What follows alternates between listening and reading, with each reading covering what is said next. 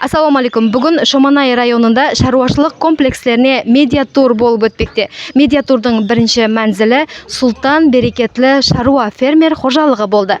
Демек, сізбенен біргелікте медиа турды күзетіп барамыз.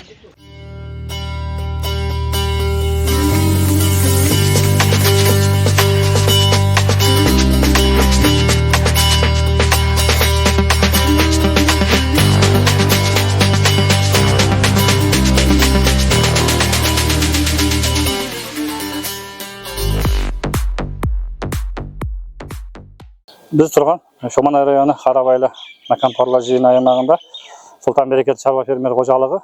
Бұл шаруа фермеріміз 2020 жыл өз жұмысын бастап, іскерлігін бастап шаруашылық.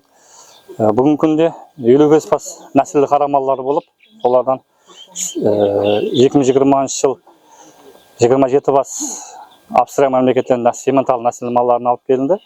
Фермер қожалығымыздың маллары жақсы, өз уақытында ветеринариялық қызметін көрсетіп тұрмыз.